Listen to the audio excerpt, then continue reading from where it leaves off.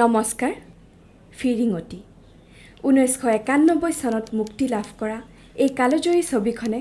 আমাৰ ৰাজ্যলৈ কঢ়িয়াই আনিছিল ৰাষ্ট্ৰীয় আৰু আন্তঃৰাষ্ট্ৰীয় পৰ্যায়ৰ স্বীকৃতি তথা সন্মান। এইখন কালজয়ী বোলছবিৰ লগত জড়িত হৈ থকা সকলো অভিনেতা অভিনেত্ৰী কলাকুশলী আৰু স্বনামধন্য পৰিচালকজনলৈ যাচিছোঁ আমাৰ সশ্ৰদ্ধ প্ৰণিপাত আৰু আন্তৰিক কৃতজ্ঞতা। লগতে এই বোলছবিৰ লগত জড়িত থকা যিসকল ব্যক্তিয়ে চিৰদিনৰ বাবে আমাক এৰি থৈ গুচি গ'ল তেওঁলোকৰ আত্মাৰ চিৰশান্তি আমি কামনা কৰিছোঁ। এই ফিৰিঙতিয়ে আমাক যথেষ্ট অনুপ্ৰাণিত কৰিছে আমাক আগুৱাই যাবলৈ। সেয়েহে এই ফিৰিঙতিৰ তেজাল জুইৰ ৰুম ল'বলৈ আমি কাষ চাপিছিলোঁ বহুজনক। তেওঁলোকৰ অনুপ্ৰেৰণাৰে আমি যাত্ৰা কৰিব বিচাৰিছোঁ এক নৱ দিগন্তৰ দিশত। আহক আমি সহযোগী হওঁ এই যাত্ৰাৰ।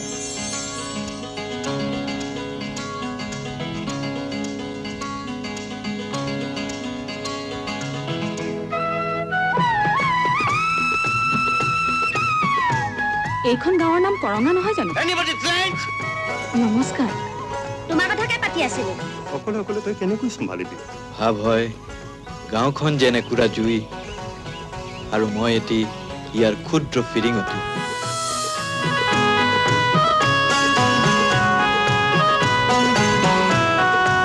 কি হ'ল? কাক বিচাৰিছে? মই তালিমিক লগ পাব কৈছোঁ। আজি পুৱা যে ধৰণী পোহৰাই নদীন বাতৰি জনাই গ্ৰীষ্ম কালৰ ইতিহাস পুৰণি হয় ৰিম ঝিম বৰষাই গীত গাই দিন বাগৰি যায় আজি পুৱা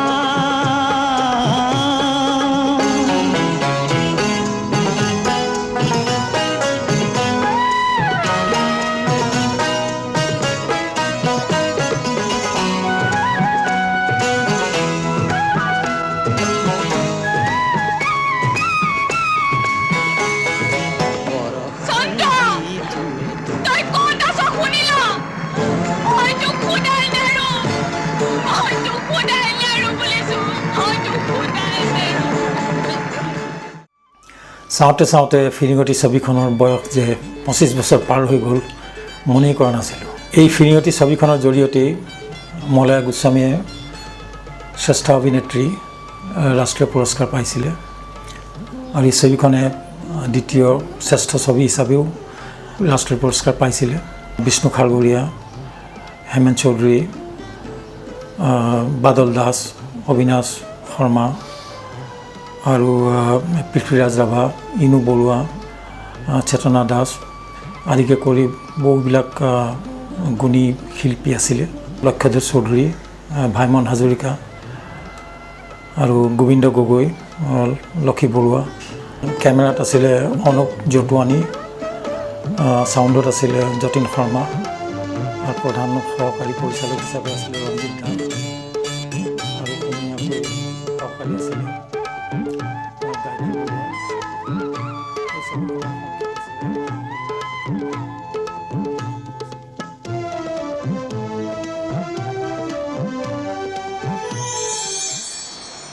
ফিৰিঙতি মোৰ অতি শ্ৰদ্ধাৰ স্বনামধন্য পৰিচালক জাহ্নু বৰুৱাদেৱৰ পৰিচালনাৰে ফিৰিঙতি মোৰ জীৱনৰ এখন উল্লেখযোগ্য ছবি। এই ছবিখনে মোৰ জীৱনলৈ সফলতাৰ প্ৰাপ্তি কঢ়িয়াই আনিছিলে। মই এইখন পৃথিৱীৰ পৰা আঁতৰি গ'লোঁ বোধহয় সেই কথাষাৰ থাকি যাব যে মই ফিৰিঙতিত অভিনয় কৰিছিলোঁ। মই এগৰাকী শিক্ষয়িত্ৰীৰ ভূমিকাত ঋতু বৰুৱা নামৰ চৰিত্ৰটিত অভিনয় কৰিছিলোঁ। ৰ'ব, স্কুল চলি থকা সময়ত আপুনি এইবোৰ কি কৰিছে? সকলোৱে অন্তৰ ঢালি তাত অভিনয় কৰিছিলে। মোৰ সৌভাগ্য ঘটিছিল লক্ষধৰ চৌধুৰীদেৱৰ দৰে মহান শিল্পীৰ লগত অভিনয় কৰা। ইমান মিছা কথাবিলাক কোনে কৈছে? পইচা খুৱাই কৈছে আকৌ। আমাৰ এই বুঢ়া মখাক একো শিক্ষা নিদিয়া নেকি? আহাচোন আহা আহা অলপ হাঁহি আহা ভাল লাগে এতিয়া এই পুৰণা কথাবোৰ বেছি ভাল লাগে সেই কেনেকৈ গৈছিলোঁ কেনেকৈ গ'লোঁ গৈ কেনেকৈ তাত কেম্পত থাকি খাওঁ কেনেকৈ যি ফুৱাই ফুৱাই লগতে থৈ সেই কৰোঁতে কথাবোৰ কয় সেইবোৰ বেছি ভাল লাগিছিলে তেতিয়া সেই কেম্পৰ লাইফটো বেছ উপভোগ কৰিছিলোঁ আমি মানে হেৰিয়াতৰ লগত তাত হেনো মানুহে তেনেকৈ খোজকাঢ়ে আৰু এখন ঠাইৰ নাম কৈছিল কি কাটা কাঠমাণ্ডু কাঠমাণ্ডু কাঠমাণ্ডু কাঠমাণ্ডু কাঠমাণ্ডু ৰাছিয়াত নহয় নহয় নেপালতহে কাঠমাণ্ডু নেপালৰ ৰাজধানী এনেই দিছা যদি মোকো এটা দিয়া হে প্ৰভু দয়াময় তুমি সকলো দেখি আছা এখন চাইকেল যেতিয়া দি দিলে মোক মানে ভীমে যেনেকৈ গদাটো হাতত পোৱাৰ পিছত বল শক্তি পায় মই কিয় জানো চাইকেলখন পাই মোৰ বৰ মানে একেবাৰে গাত বল আহি গ'ল যে এই অভিনেতা এই পাৰকেইটা ঘৰৰে নেকি হে প্ৰভু দয়াময় তুমি সকলো দেখি আছা আমাৰ নাই যেতিয়া আমাৰ ঘৰনো যাব কেলে প্ৰথম দুয়ো মানে একেলগে সেইখন ছবিত কৰিছিলোঁ আৰু ফিৰিঙতি ছবিখন এনেও মোৰ অভিনয় কৰি খুব ভাল লাগিছিল কিয় যে মানে গোটেইখিনি আমাৰ ইউনিটটো এটা ইউনিটৰ মানে এখন ঘৰৰ নিচিনাকৈ আমি আছিলোঁ এখন ঘৰৰ যেন আমি গোটেইখিনি আৰ্টিষ্ট হওক টেকনিচিয়ানছ হওক ডাইৰেক্টৰ হওক গোটেইখিনি আমি একেলগে আছিলোঁ একেলগে খাইছোঁ ভাল লাগিছিল সেইটো আমাক মানে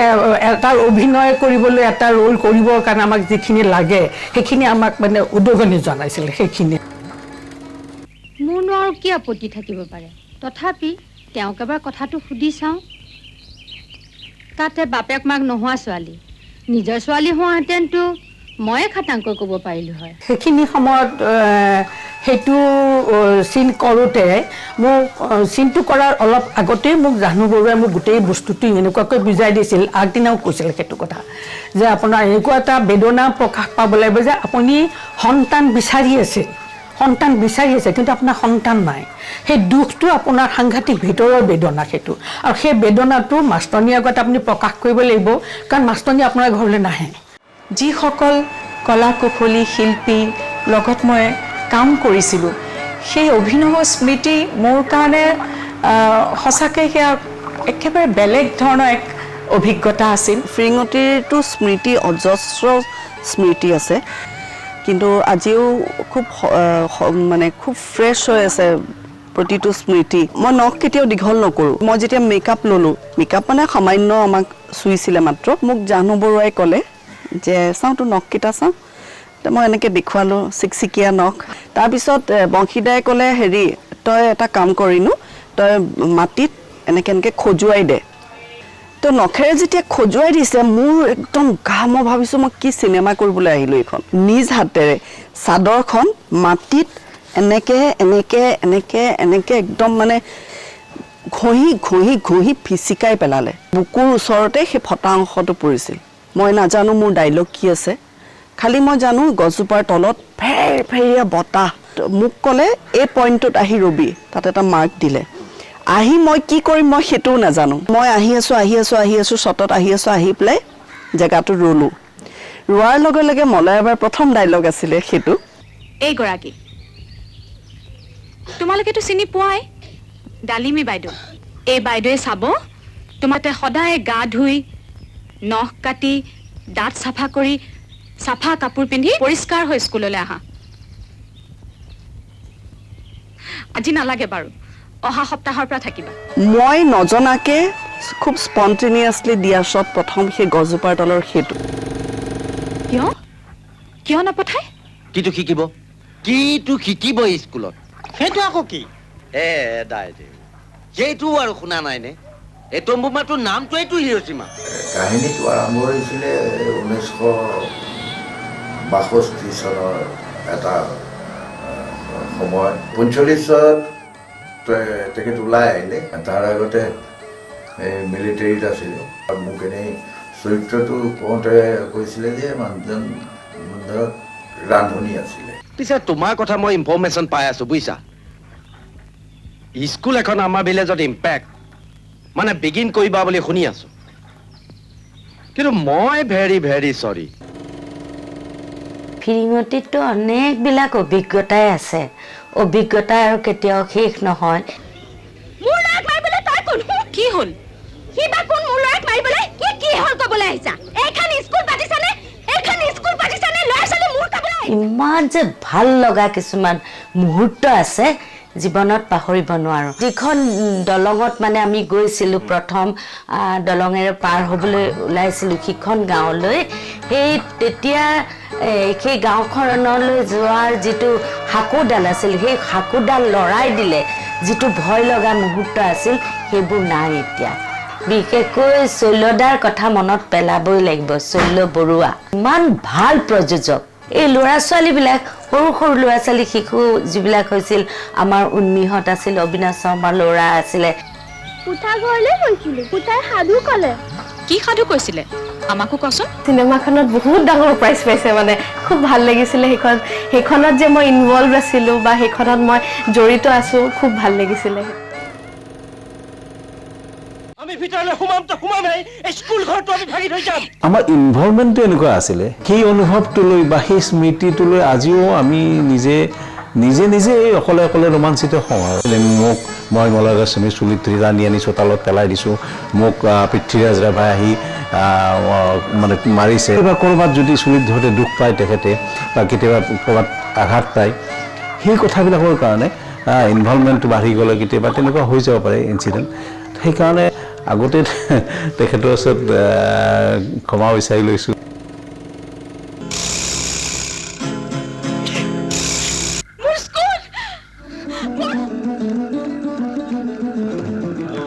ভাল পোৱা মানুহক বা মই নিজৰ পিতা বুলি কৈছোঁ পিতা বা দেউতাক চিতাত জ্বলাই দিলে মোৰ যেনেকুৱা লাগে তেনেকুৱা ফিল এটা হৈছে মোৰ স্কুল ঘৰটো কিয় জ্বলাই দিলি মইতো কি কৰিছিলোঁ তই মোৰ স্কুলখন জ্বলাই দিলি মোৰ স্কুলখন কিয় জ্বলাই দিলি হয়তো শুনাই নাই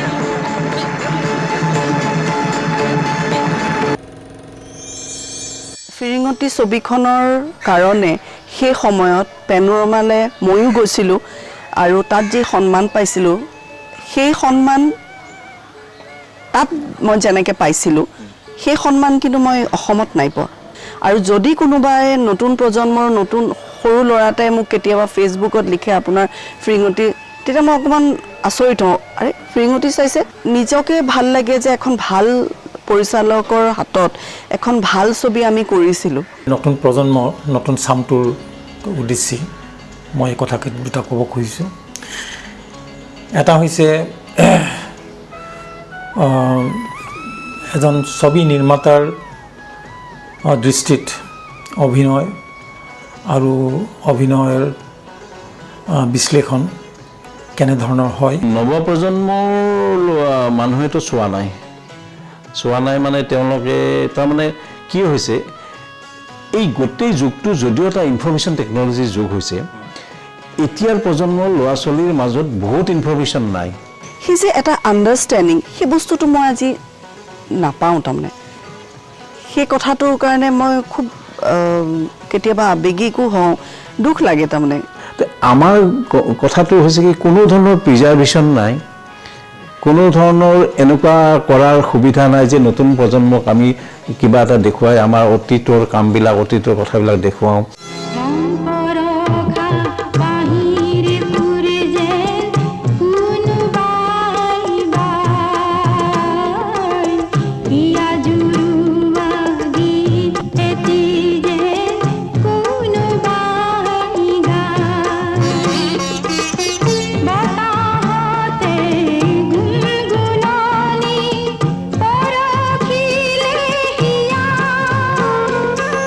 দুইজনী বাই ভনী আছিলোঁ আমাৰ ঘৰত আৰু বেলেগ নাছিলে মা দেউতা আছিলে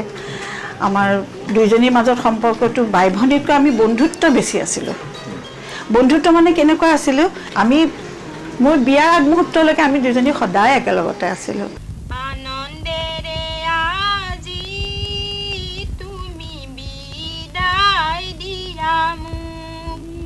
তাই বেগখনৰ লগতে কথা পাতি থাকে সৰু ঘৰত আৰু মায়ে চিঞৰি কিনো এই বকি থাকে আমাক কয় তেতিয়া কিন্তু তাই নাই অকলে অকলে বিছনাখনতে শুই বেৰখনৰ লগতে কথা পাতিব পাৰিলে মেখেলা চাদৰ জোমা পিন্ধি পেলাই যিটো সৰু ল'ৰা ছোৱালী খেল কিন্তু সেই বস্তুটো তাই ইমান আগ্ৰহেৰে কৰে নহয় মানে সেইবোৰ কৰিয়ে খুব ভাল পাইছিলে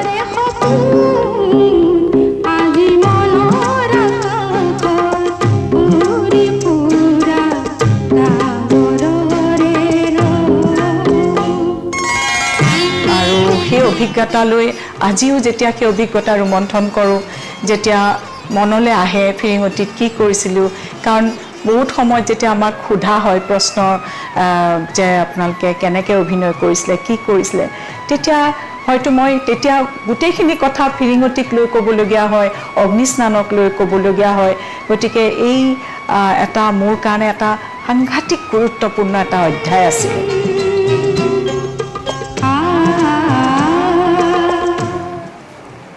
সেই বছৰ 1992 চনত যেতিয়া ৰাষ্ট্ৰীয় পুৰস্কাৰ ঘোষণা হৈছিলে সেই সময়ত আমাৰ সৰু পৰিয়ালটো আমি জাগিৰোডতে থাকোঁ মোৰ সৌভাগ্যৱান যে মই সেইখিনি পাবলৈ সক্ষম হ'লোঁ সেইখিনি পাবলৈ সুযোগ পাইছিলোঁ সেইটো সময়ত হাজাৰটা যেতিয়া কেমেৰাই ক্লিক কৰিছিলে হাজাৰটা কেমেৰাই যেতিয়া চাৰিওফালৰ পৰা পোহৰ আহিছিলে সেইটো সেই মুহূৰ্তটো আচলতে নিজে অনুভৱ কৰা মুহূৰ্ত এটা একদম ভাবিব নোৱাৰা এটা মোৰ মনত এতিয়াও সেইবোৰ সজীৱ হৈ আছে গতিকে মই আশা ৰাখিম আজি 25 বছৰ যিখিনি হৈ গ'ল সেই 25 বছৰৰ পিছত মই আশা কৰিম যাতে ইয়াৰ পিছৰ পৰ্যায়ত তেনেকুৱা সন্মান অসমলৈ আৰু আহক আমাৰ নৱপ্ৰজন্মই যাতে সেই সন্মান তেনেধৰণৰ সন্মান অসমলৈ কঢ়িয়াই আহিছে ৰাষ্ট্ৰীয় পৰ্যায়ত এতিয়াও বহুতো সন্মান আহিছে আমাৰ ছবিসমূহলৈ কিন্তু কথা হ'ল এনেধৰণৰ সন্মান যাতে আমাৰ নৱপ্ৰজন্মই আমাৰ দেশলৈ কঢ়িয়াই আনে আমাৰ ৰাজ্যলৈ কঢ়িয়াই আনে মই সেইটো অন্তৰেৰে কামনা কৰিছোঁ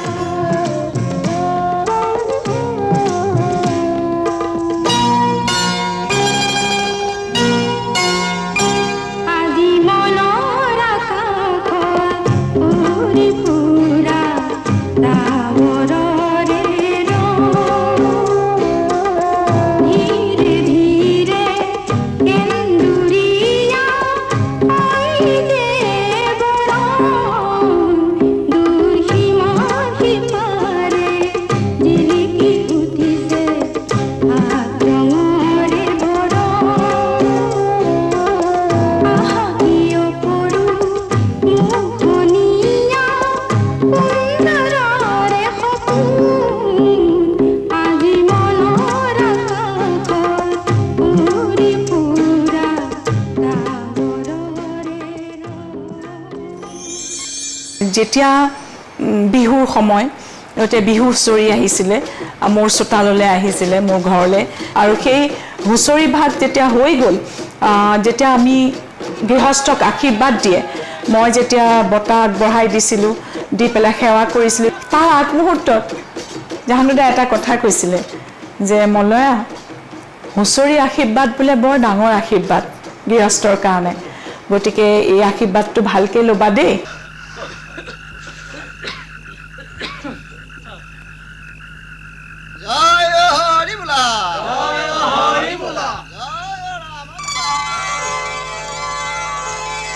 ছবি যদিও খুব আন্তৰিকতাৰে সঁচা বাস্তৱ জীৱনৰ আশীৰ্বাদ হিচাপে গ্ৰহণ কৰিছিলোঁ আৰু এতিয়া যেতিয়া ভাবোঁ সঁচাকৈ চাগে সেই আশীৰ্বাদ মোৰ কাৰণে পৰম আশীৰ্বাদ আছিলে কাৰণ পিছৰ পৰ্যায়ত সেই আশীৰ্বাদেই চাগে ফল ধৰিলে আৰু সেই ছবিখনে সফলতা লাভ কৰিবলৈ সক্ষম হৈছিলে ময়ো মোৰ অভিনয়ৰ মাজেদি সফলতা লাভ কৰিবলৈ সক্ষম হৈছিলোঁ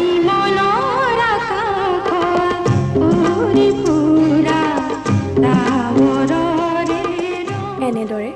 সাংস্কৃতিক কাণ্ডাৰীসকলে ফিৰিঙতিৰ সেন্দুৰীয়া বৰণেৰে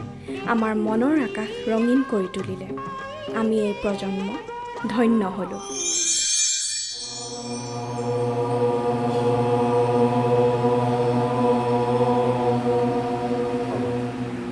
সমাজ অথবা নৱপ্ৰজন্মৰ পৰা প্ৰতিদান কি পাইছে সেয়া ভবাৰো যেন অৱকাশ নাই সেই মহান সাংস্কৃতিক কাণ্ডাৰীসকলৰ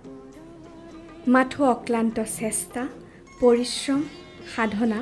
আৰু আত্মমনোবলেৰে সুন্দৰৰ ফিৰিঙতিক মনৰ আকাশত উজ্বলাই বিভিন্ন মাধ্যমেৰে বিয়পাই ফুৰিছে আমাৰ সকলোৰে মাজত। মই শুভেচ্ছা যাচিছোঁ, এই আশা ৰাখিছোঁ নতুন প্ৰজন্মই যাতে মলয়া গোস্বামীৰ পৰা বহু এই যিখিনি অৱদান দিছে অভিনয়ত, তাৰ পৰা বহুখিনি আদায় কৰিব পাৰিব, তাৰ পৰা বহুখিনি লাভৱান হ'ব। সেই ফিৰিঙতিৰ সাংস্কৃতিক কাণ্ডাৰীসকল, আপোনা সবক যাচিছোঁ সহস্ৰ প্ৰণিপাত।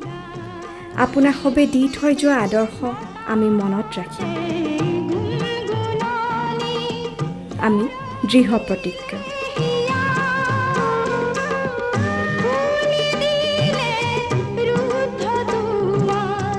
সেয়েহে জ্যোতিপ্ৰসাদ আগৰৱালাদেৱৰ ভাষাৰে কওঁ, শিল্পী মই তিনিও কালৰ, অতীতৰ, বৰ্তমানৰ, অনাগত ভৱিষ্যতৰ।